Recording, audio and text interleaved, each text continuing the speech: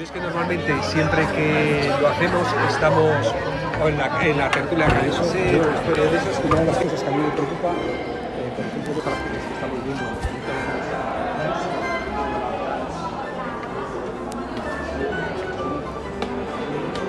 Y no solo el profesorado, de vez en cuando, aunque podamos mirar otra cosa, pero más o menos podamos, ¿vale? Pues cuando quieras, lanza tu pregunta incómoda. Ayer estuvo una madre representando a la Asociación de Padres y Madres en este caso de Cataluña, y estuvo explicando un poco cómo se han movilizado contra las reválidas en este caso, han hecho un boicot, en fin, ha sido una propuesta de insumisión civil en este caso, frente a unas políticas educativas que son de carácter fuertemente neoliberal. Y aquí en Granada hemos vivido también este trimestre la situación en los colegios públicos rurales, donde las AMPAs que estaban concernidas por los recortes también decidieron no llevar a sus hijos e hijas a las aulas y hacer también un proceso, por lo tanto, de sumisión, reivindicando, digamos, más inversión en las políticas educativas públicas. Hemos vivido y estamos viviendo una década de recortes. En todo esto, ¿qué pensáis que los y las docentes podrían o podrán hacer? ¿Qué creéis que es lo que no han hecho lo suficiente, y qué creéis que están sumando un poco para poder cambiar esta situación?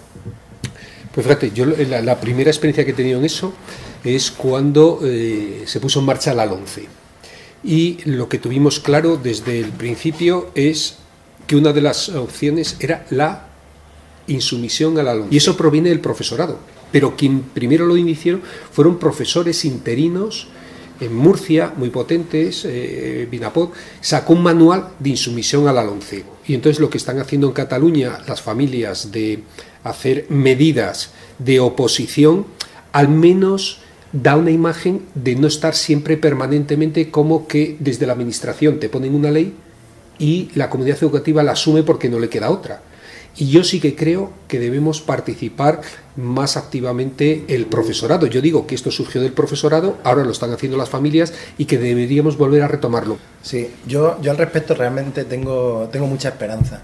Ahí se establecieron unas redes, una sinergia de luchas, de protestas, incluso muchos docentes que no habían estado en la lucha colectiva, sobre todo en la militancia, ¿no? Y en las protestas.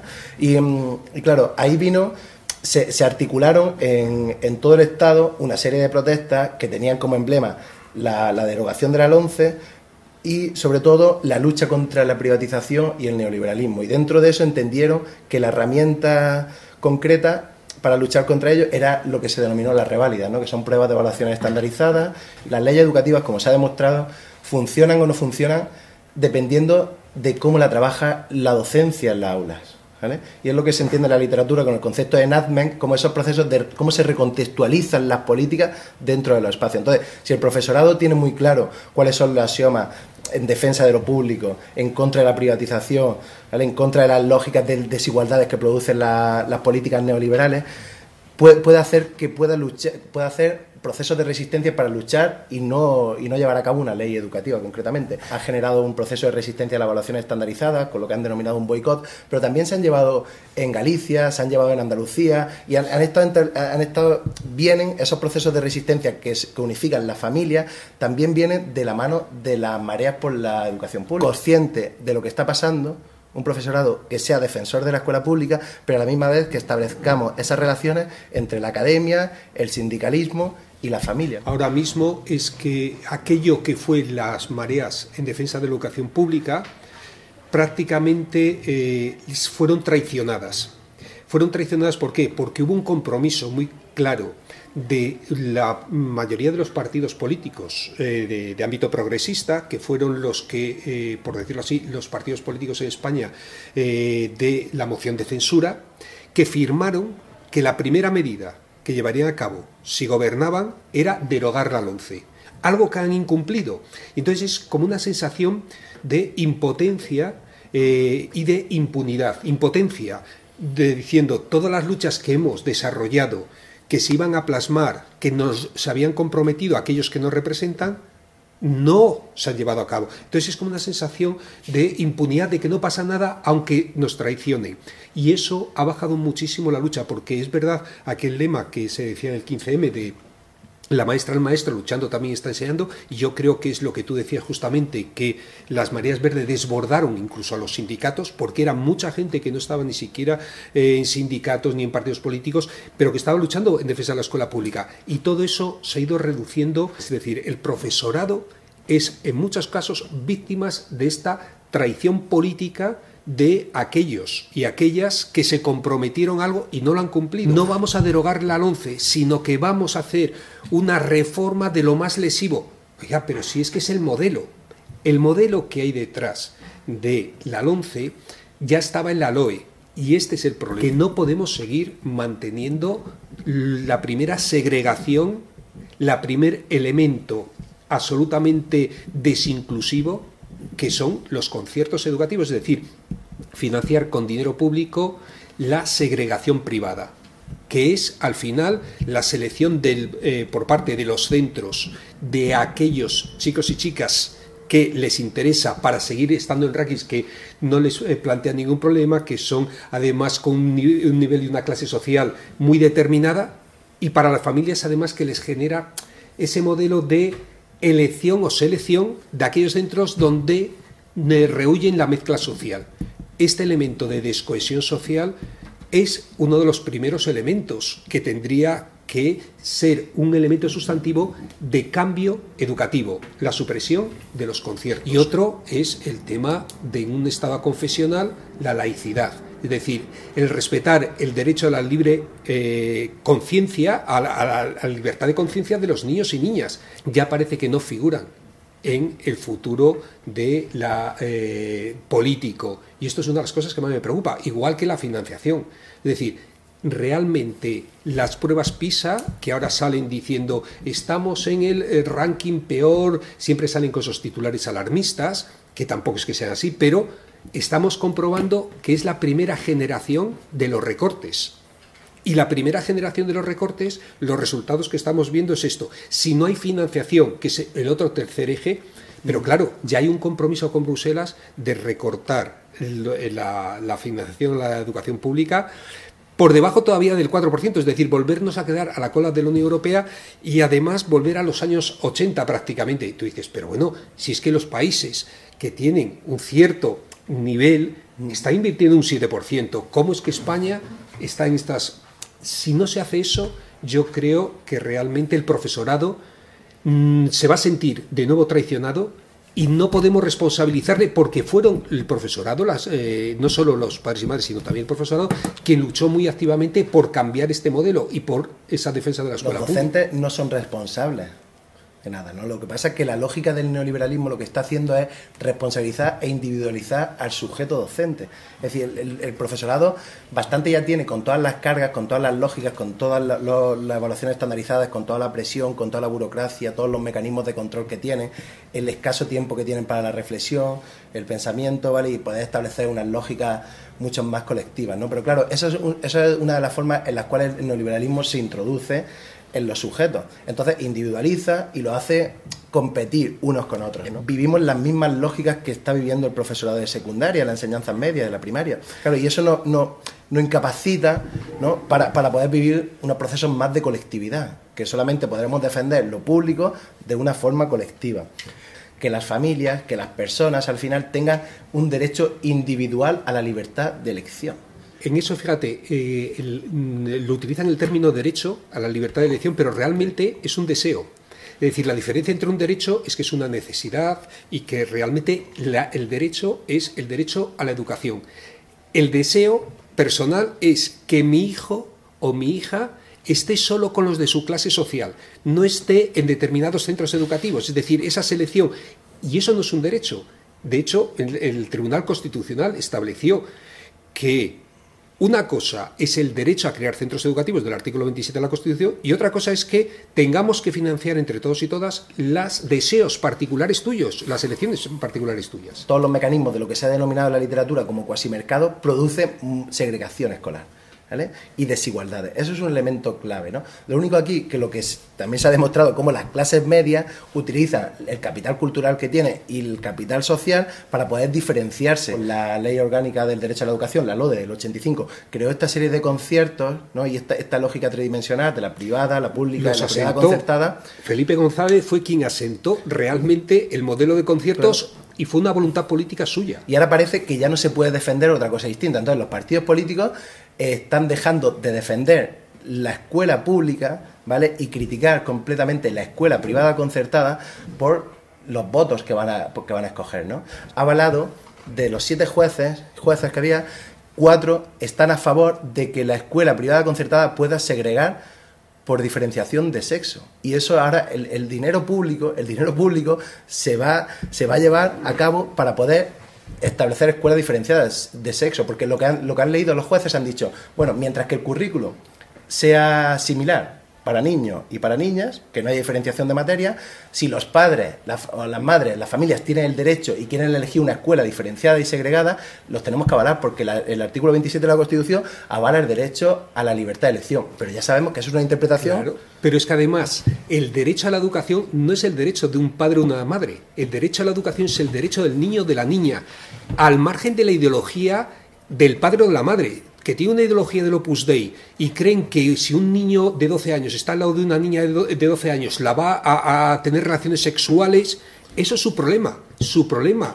concreto, y eso no le puede impedir a un niño o una niña estar en el mismo aula y convivir, porque eso es el modelo social que tenemos, porque están rompiendo la cohesión. Por lo tanto, que hemos adoptado de forma actual una ley de igualdad está por encima de otras leyes que puedan ser de tú eliges o decides que la educación de un niño o una niña tiene que ser una educación nazi o fascista.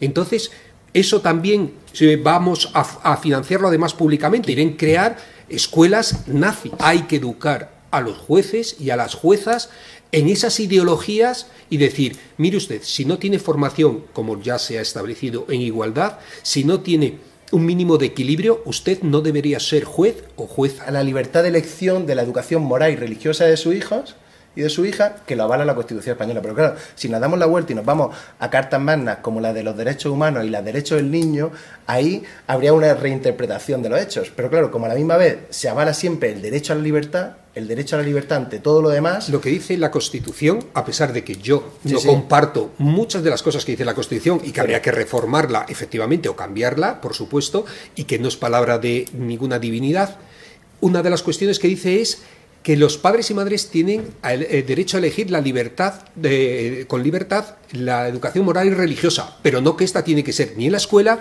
ni que tiene que ser financiada públicamente. Yo digo, la religión no puede estar en la escuela. Es una cuestión privada, que luego como persona tú además desde tus valores religiosos y morales construyas, apoyes, defiendas un modelo social, perfecto, pero las religiones y los símbolos religiosos tienen que salir de la escuela ya, con catequistas puestos, además a dedo por el obispo, que no han pasado por ningún proceso de selección, no tienen ninguna aval de ser profesores, ni tener autoridad para ser profesores y profesoras, pero aparte de eso es 6.000 millones de euros que damos a la Iglesia Católica con este asunto permanentemente, que el 63% de los colegios privados concertados están en manos de los curas y las monjas, de la jerarquía católica, y además que lo que se está impartiendo en esas asignaturas es una auténtica aberración que solo pasa en este país y en la católica Polonia,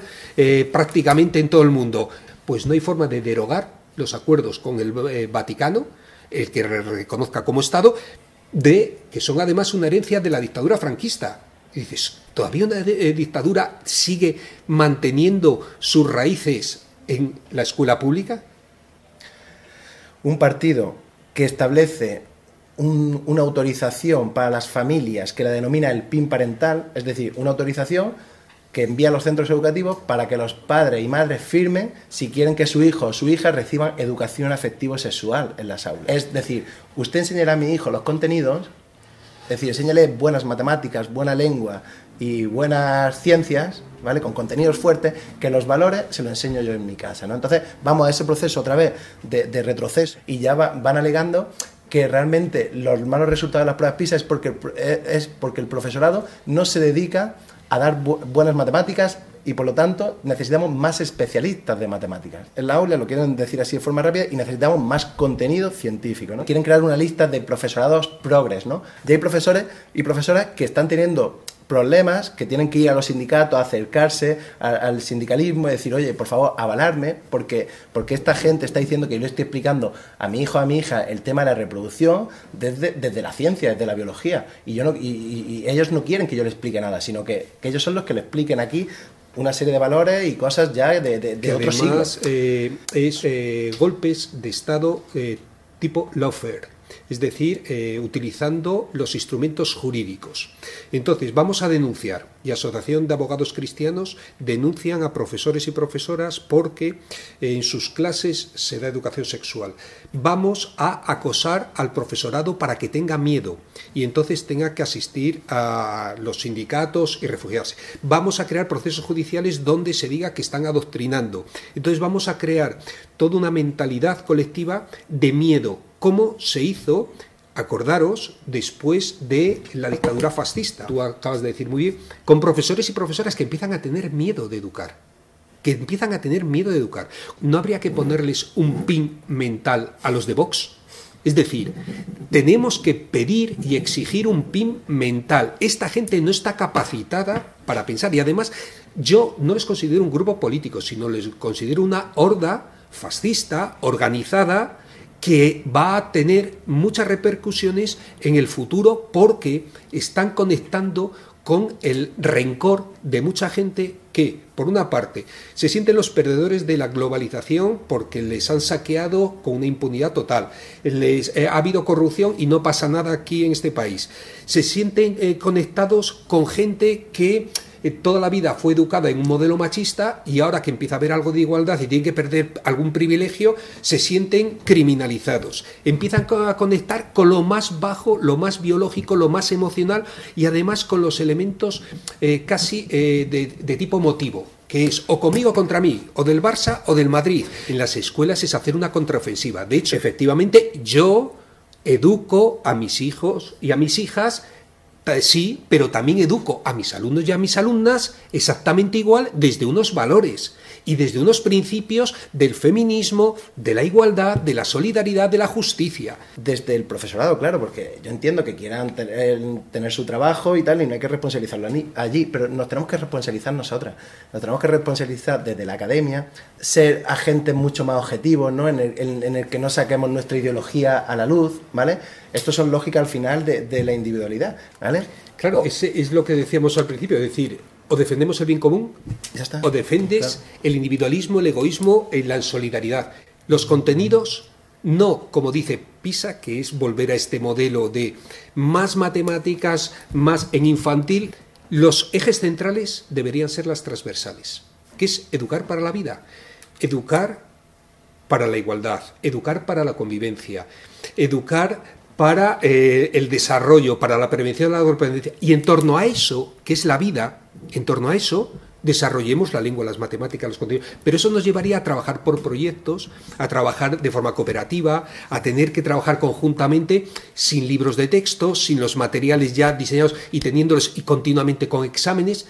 Eso realmente sería un modelo educativo que elegiría como eje central lo que los chicos y las chicas están viviendo, lo que necesitan para desarrollarse, y solo en segundo término los elementos de conocimientos técnicos que claro que ayudan y son necesarios, pero para un sentido de aquello que están viviendo, en una etapa obligatoria que dices, pero si es el elemento común, y no solo somos productores, no solo somos trabajadores, que somos ciudadanos y ciudadanas que quieren construir un mundo más justo y mejor. Venden la idea de saquemos la política de las aulas, ¿no? La política progre, esta, ¿no? De los profes progres, de los profes feministas, de los profes anticapitalistas, de los profes defensores de lo público y a favor de la igualdad, etcétera, etcétera. Claro, y como nosotros bien sabemos, esto es, o sea, sabemos que sacar la política de las aulas es una politización muy concreta, y es una politización que el significado final es la despolitización de los docentes y de la ciudadanía. Y ya sabemos que no hay nada más